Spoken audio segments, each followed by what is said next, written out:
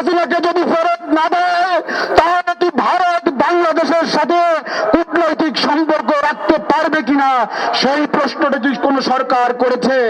শেখ হাসিনা ভারতে পালিয়ে আছে, তার শাস্তি কিভাবে কার্যকর হবে? তার শাস্তি কার্যকর হওয়ার ক্ষেত্রে আমি সবাইকে মনে করিয়ে দিতে চাই, এই জুলাই গণহত্যার বিষয়ে জাতিসংঘের মানবাধিকার হাই কমিশনের যে রিপোর্ট, সেই রিপোর্টে একটি কথা আছে যে এই ধরনের হত্যাকাণ্ডগুলোর বিচার করে সেই বিচারের রায়ের কথা, বিচার কতটুকু হয়েছে তা জাতিসংঘকে জানাতে হবে।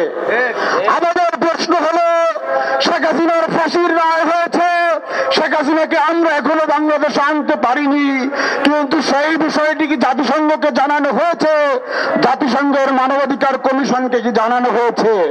শেখ হাসিনাকে যদি ফেরত না দেয় তাহলে কি ভারত বাংলাদেশের সাথে কূটনৈতিক সম্পর্ক রাখতে পারবে কিনা সেই প্রশ্নটা কি কোন সরকার করেছে? ডক্টর ইউনূসের সরকার করে নাই এবং বর্তমান নির্বাচিত সরকারও করে নাই। শেখ হাসিনাকে বাংলাদেশে ফেরত আনার বিষয়টি ভারতকে বাধ্য করতে হবে। সেই জন্য আমাদেরকে যেরকম আন্তর্জাতিক পরিসরে যেতে হবে, তেমনি আমাদের দেশেও এখানে ব্যবস্থা নেওয়ার প্রশ্ন আছে। যদি শেখ হাসিনাকে ফেরত না দেওয়া হয় তাহলে আমরা ভারতের সাথে কূটনৈতিক সম্পর্ক ছিন্ন করার পর্যায়ে যাব। আমরা ভারতের কূটনীতিকদেরকে বাংলাদেশে নিষিদ্ধ ঘোষণা করব। ভারতের সাথে আমাদের সকল ধরনের সম্পর্ক ছিন্ন হয়ে যাবে। এখন কথা হচ্ছে, ক্ষমতার পরিবর্তনের কারণে অনেকেই মনে করছে শেখ হাসিনা ভারতে বসে মুরগি মুসাল্লাম খাচ্ছে, তাকে তো আর পাওয়া যাবে না, তাহলে কি করণীয়?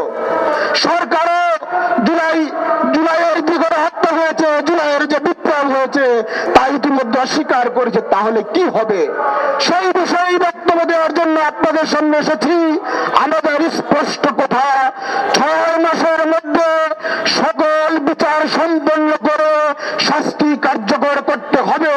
যে সকল শাস্তি বিদেশে পালিয়ে থাকার কারণে সম্ভব হচ্ছে না, সেই ক্ষেত্রে কূটনৈতিক ভাবে এগিয়ে যেতে হবে, বাণিজ্যিক ভাবে এগিয়ে যেতে হবে।